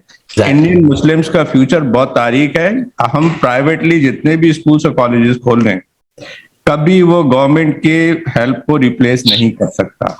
तो I see a very dark future for Indian Muslims. इसमें बहुत ही डिप्रेसिंग है मामला इस वक्त। चलिए, चलिए हम लोग इतना डिप्रेसिंग नहीं देखते। व्हाट आवर इश्यू इज कि गवर्नमेंट जनरल चीजों में डिस्क्रिमिनेशन नहीं करती। हाँ, हमारे लिए अलग से प्रोग्राम प्रॉब्लम्स नहीं है, ये आप कह सकते हैं। लेकिन ऐसा भी नहीं है, अगर आप जाके देखें तो अंडर इसी कांग्रेस की या दूसरी गवर्नमेंट में बहुत सी स्कॉलरशिप्स के ऐसे हैं कि जो चल रही है मुस्लिम्स के लिए गियर्ड है, मुस्लिम और लड़कियों के लिए भी है। हमारा प्रॉब्लम खुद अपनी अवेयरनेस है कि कितने लोगों को, I tell you, in Lucknow people are telling me who are running this coaching centres कि बहुत लोगों को मुस्लिम मोहल्लों में पता ही नहीं कि हमारे यहाँ कितने प्रोजेक्ट गवर्नमेंट के हैं जो आप अवेल कर सकते हैं, कितनी हेल्प मौजूद है जो आप ले नहीं सकते, इसलिए कि वहां वाकई ये बात है कि एक सर्टेन क्लास को छोड़ के ज्यादातर पढ़ने लिखने का कोई माहौल है ही नहीं, जीरो है। तो ये एक अवेयरनेस को की जिम्मेदारी किस पर है? ये जिम्मेदारी जो एजुकेटेड मुस्लिम क्लास है उसके ऊपर है, जो सोशल एक्टिविस्ट उसको होना मस्ट है, और वो नहीं हो रहा है। आप जहां जाइए दे आर सो, अगर जो वेल ऑफ एजुकेटेड हैं वो they are so, they have nothing else to say, they just mind their own life. तो ये एक बहुत बड़ा इश्यू है और इस इश्यू से आप इसको इनकार नहीं कर सकते। ये अवेयरनेस जो आपने कहा दलितों में आई है, वो अवेयरनेस आई पढ़ने की और उनको बराबर बनाने की। हमारे यहाँ खाली बिटरनेस आई है कि हमारे साथ कोई कुछ हो ही नहीं रहा तो हम कुछ नहीं करेंगे, क्या करें, क्या फायदा है? रजी भाई, फजलुर रहमान साहब बहुत अच्छी बात कह रहे थे कि लाइटर नोट पे खत्म होना चाहिए। तो आप तो खैर वहां पे बैठे हुए, किसी का बहुत अच्छा शेर मुझे याद आता है कि मोहब्बत को समझना है तो ना से खुद मोहब्बत कर, किनारे से कभी अंदाजा तूफान नहीं होता। ये देखिए, हाँ, तो ये आपने देखा ना, ये जो आपने वाली मारी हमारे ऊपर, तो वो सुनिए, वो क्यों, वो लाइटी पे हम कहेंगे, ये अक्सर आता है। और ये बता दूं, अगर रिवर्स पड़ गया तो ये बहुत बार देसी लोगों ने हमारे खुद रिश्तेदारों का कि आप लोगों को क्या मालूम कि वहां से आप बैठ के बड़े आराम से कहते, and I actually tell them कि मुझे आके शॉक लगता है इंडिया में कि in fact it is the reverse way, it is the reverse way. आपने अभी कह दिया ना, ये शेर पढ़ दिया, आपको नहीं मालूम कि अलीगढ़ मुस्लिम यूनिवर्सिटी हो, जो जामिया हो, जो कहीं भी हो, जो सेंटर्स है मुस्लिम्स के, जितना अवेयरनेस और जितना काम यहाँ बैठ के लोग वहां के बच्चों के लिए कर रहे हैं, वहां इकट्ठा कोई कर ही नहीं रहा। ये तो ये पता नहीं आप कैसे कर रहे हैं। आपने जो कहा ना, ये नहीं, हम यहाँ बैठ के सब का सब हमने इंडिया के बच्चों, गरीब बच्चों के लिए करते हैं, यहाँ फंड रेज करते हैं। वहां तो हमने देखा कोई करता नहीं। एक आपको वहां पे ईडी का डर नहीं है रजी साहब? आपके यहाँ ईडी का आपको डर नहीं है जब आप ये काम कर रहे हैं तो? नहीं है ED sir, ED enforcement directorate. नहीं, आप समझ नहीं रहे, ये सब बहाने हैं, ये सब बहाने हैं। मैं एक कमेंट करना चाह रहा था, जो है एक चीज जो दलित की बात आती है, बेचारे दलित इतना पीछे रहे हैं और अभी भी जितना लोग कहते हैं कि वो आगे हैं, वो है नहीं। ये एक मास परसेप्शन फैला दिया गया है ताकि वो हिंदुत्व फोल्ड में आ जाए, जो है उसको पॉलिटिकली किया गया है, जिसके वो शिकार हुए भी हैं। वो इतना आगे बेचारे नहीं गए हैं जितना कि लोगों ने उसको बताया है, जो है they need a lot more work. सही बात है। लेकिन मैं देहात से आता हूं, मैं जानता हूं, मेरे मोहल्ले के अगल बगल बहुत से दलित हैं, मैं देखता हूं उनकी क्या पोजीशन है, जो है तो ये मैं कहना चाह रहा हूं, ये पॉलिटिकल वो है।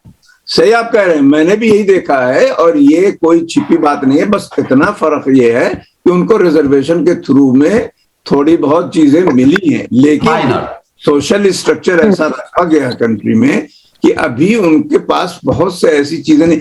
आप तो दूसरी फूटिंग पे थे ना, हमारा मसला दूसरा है। आपकी फूटिंग वो नहीं थी, लेकिन आप रिवर्स गियर में गए।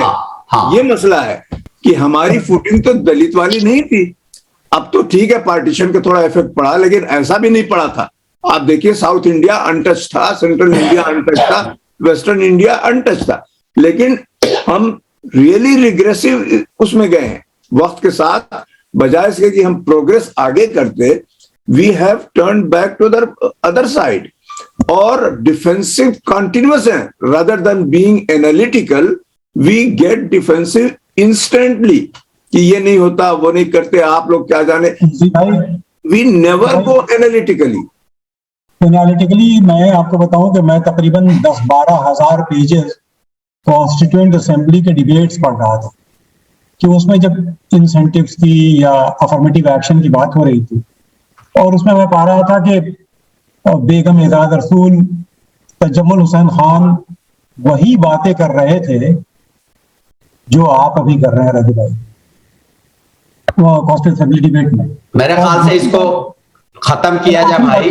और डॉक्टर अंबेडकर जो एक बहुत ही ऑर्गेनिक थिंकर थे, डॉक्टर अंबेडकर की इंटरवेंशन हर इंपॉर्टेंट मौके पे देखिएगा, उसमें क्या नाम है कॉन्स्टिट्यूएंट असेंबली डिबेट में इतना अच्छा इंटरवेंशन, इतना इन्फॉर्म्ड इंटरवेंशन जब एक ऑर्गेनिक इंटेलेक्चुअल या ऑर्गेनिक लीडर जैसे फाइट करता है। और ऑन ऑल इंपॉर्टेंट ओकेजन, जिसके बारे में प्रोफेसर अब्बास अंसारी साहब का कमेंट मुझे याद आता है कि on all important occasions in the constituent assembly of India, these leaders, our own leaders, they maintained their criminal silence, or the speeches that they were delivering, they were not relevant. देखिए, जब देने की बात होती है, आज अगर किसी भी डिस्ट्रिक्ट में चले जाइए, हमारे फॉर्मर अनटचेबल जो हमारे जैसे लोग थे, हमारे दलित यानी SC/ST के लोग, ये thanks to that intervention of doctor Ambedkar कि आज किसी भी डिस्ट्रिक्ट में चले जाइए, डिस्पाइट अनटचेबिलिटी 25% कम से कम आपको जॉब्स मिल जाएंगे, कम से कम 25% हर डिस्ट्रिक्ट में मिल जाएंगे। क्यों मिल जाएगा भाई? यार आप, मैं मोहित साहब एक बात वाकई समझ पा रहा हूं कि वो जो रुद्रांशु ने कहा कि हम लोग स्पेस को ब्रॉड नहीं कर पाते क्या, वो तो तय हो गया ना मेरे भाई, आप तो पॉलिटिकल साइंस के प्रोफेसर हैं, वो तो तय हो गया कि मुस्लिम्स कैटेगराइज किए गए, जिस भी वजह से हिस्टोरिकल ब्लंडर हुआ, जो भी हुआ, वो रिजर्वेशन में नहीं है। ये बात क्यों नहीं आप समझ रहे कि वो रिजर्वेशन में नहीं है? तो जब नहीं है तो उनको पैरिटी में कि जो रिजर्वेशन से उसे मत रखिए, आपकी कंडीशन दूसरी है। अब इस दूसरी कंडीशन में क्यों नहीं वही दिमाग जो आप लगा रहे हैं अंबेडकर साहब तक जाने का, उस दिमाग से क्यों नहीं आप ओपन हो कि ये बात, आप तो मेरी बात नहीं समझ पा रहे हैं, मैं कह रहा हूं इस बात की वजह से। अरे मैं ये कह रहा हूं कि democratic society solution of every problem is political. No it is not. No sir, it is sir. हम लोग नहीं, ठीक है, तो मुस्लिम्स को इस चीज से भी निकलना होगा। पॉलिटिकल अवेयरनेस सर, हम लोगों का डेडिकेशन, आप सोचिए आपके यहाँ दिन है, आप बैठे हैं रात के 12 बज गए, लेकिन फिर भी हम डटे हुए हैं। अरे वो डेडिकेशन की कमी नहीं है, थैंक यू, डेडिकेशन की कमी नहीं है सर हम लोगों में। Well said, well said, thank you, well said भाई। ये लाइटर नोट यही था, सही भाई, मगर प्रॉब्लम, हम फ्रंट लाइन वर्कर हैं सर, हम यहाँ पे गोली खाते हैं। वही तो कह रहे हैं कि थैंक्स फॉर योर डेडिकेशन। वैसे रसी साहब, एक बात हम कहना चाहेंगे, प्रोफेसर साहब भी यहाँ बैठे हुए हैं, इनके कमरे में ही AMU में बैठे हुए एक डिस्कशन चल रहा था हम लोगों का, और उसमें हमने उस वक्त 2012 की बात होगी, हमने कहा कि एक नारा दिया जाए, जय भीम जय मीम, जय मीम जय भीम। वो नारे का इतना एतराज हुआ, लेकिन जब ओवैसी साहब देते हैं तब वो एक्सेप्टेबल है, लेकिन अगर दलित देता है तो नहीं है। तो को सफरर कहाँ बन रहे? भाई बिल्कुल आपने सही कहा, वही सही कहा। दलित नहीं साहब, हम लोग तो, हम और आप तो उस नारे के साथ ही आगे बढ़े थे। नहीं, ये बात आप सही कह रहे हैं। वैसे आपने हाईजैक कर लिया। वैसे मैडम फातिमा, हम लोग भी बगैर लंच के ही डटे हुए हैं। ऐसा नहीं कि आप ही डेडिकेटेड हैं। यहाँ 1:30 बजे हैं, हम लोग लंच अभी नहीं खाए हैं आपकी वजह से। सर यहाँ हम आपको बताएं, हम अपने ऑफिस में अगर किसी दिन बहस करके आते हैं ना, तो शाम में आकर के डर जाते हैं कि कहीं ईमेल ना आ जाए कि your services are no more required. अच्छा, चलिए, हुआ है, ऐसा हुआ है सर हमारे यहाँ। ओके, ठीक है। हमारे यहाँ एक इंसान की प्राइवेट सेक्टर में नौकरी गई है क्योंकि उसने जो है लिख दिया था कि चेहल्लुम की छुट्टी क्यों नहीं हुई। He was I mean very capable person।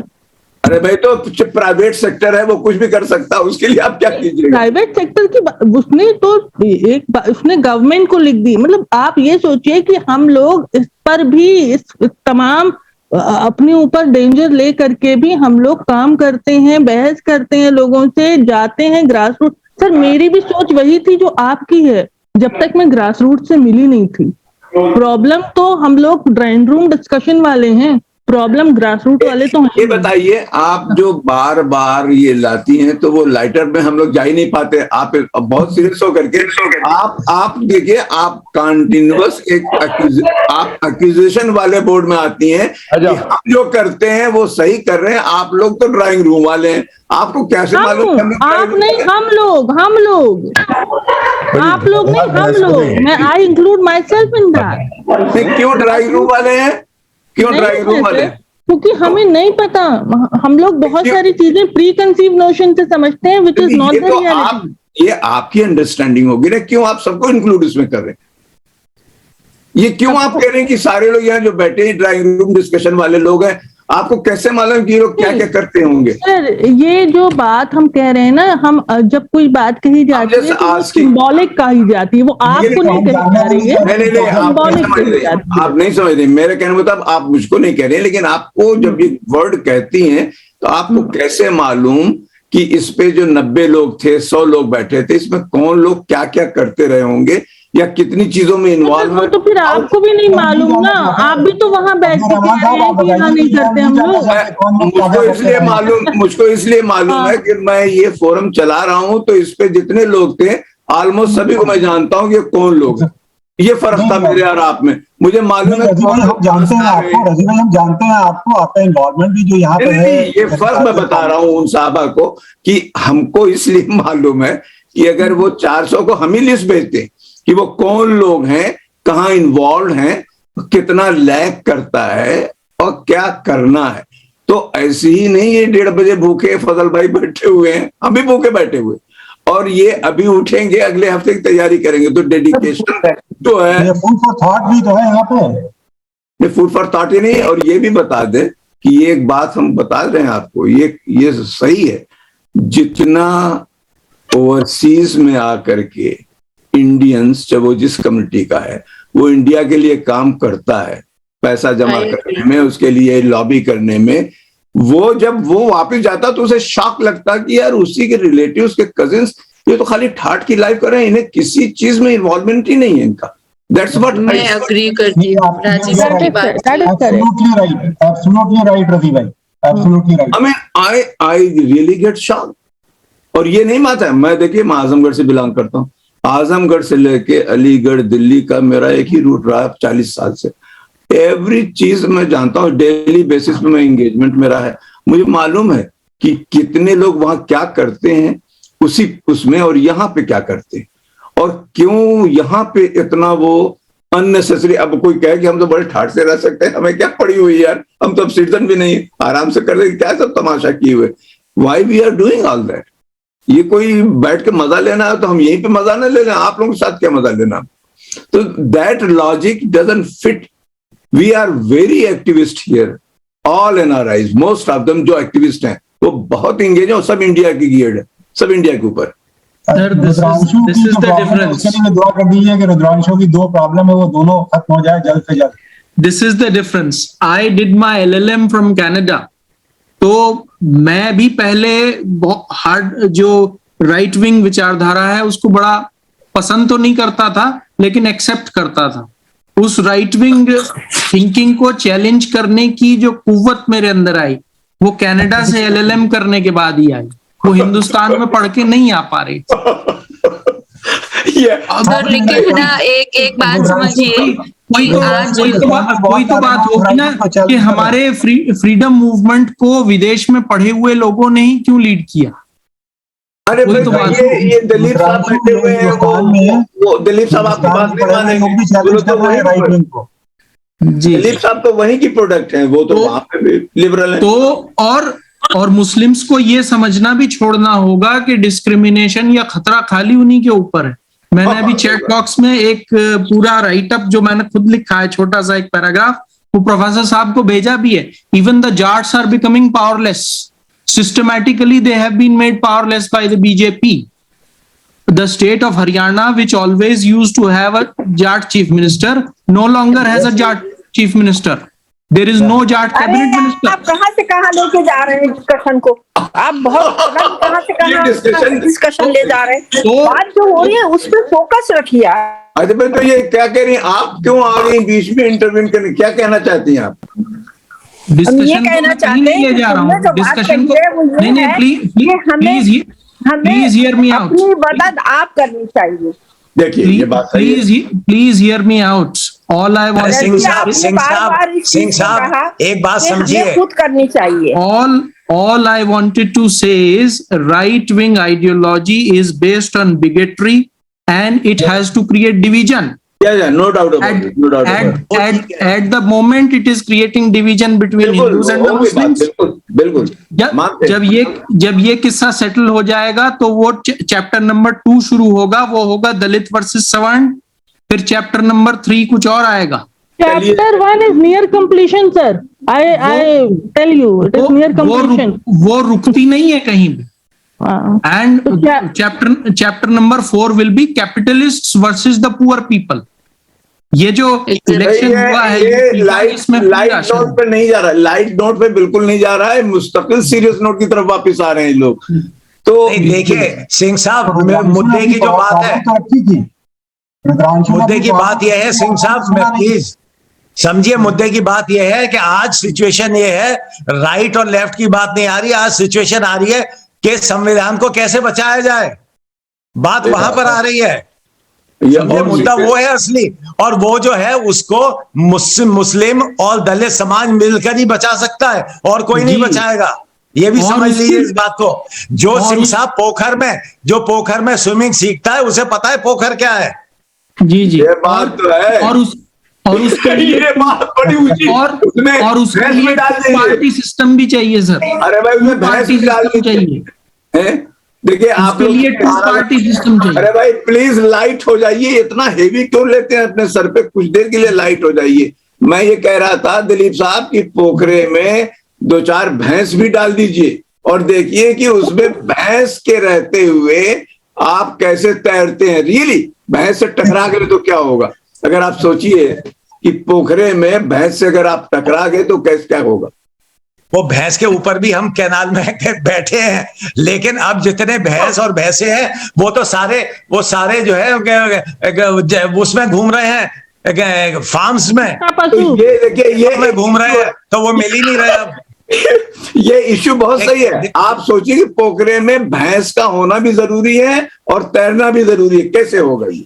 नहीं, on the lighter note I would say, राजी साहब, on the lighter note I would say कि देखिए जो एफ्लुएंट लोग हैं दोनों कम्युनिटीज में, अगर वो ये सोच लें 2-2, 4-4 बच्चों को हम ये रिस्पॉन्सिबिलिटी ले लें कि उनको एजुकेट करें, उनको रिस्पॉन्सिबल बनाएं और उनको हर चीज से अवगत करवाएं जी, तो बहुत बड़ा हम समाज के लिए काम कर सकते हैं। No doubt about it. This is what the end में आपने बहुत सही बात की, और ये सबको समझ है लेकिन लोग करते नहीं। प्रॉब्लम यही है, सब जानते हैं ये करना चाहिए।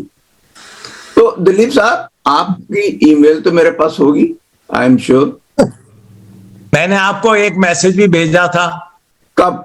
और वो मैसेज यही था जो हमने प्रोफेसर साहब को भी भेजा था कि हमें क्या चाहिए, हिंदू राष्ट्र चाहिए या बहुजन राष्ट्र चाहिए, do we want a righteous nation or we want a majoritarian nation.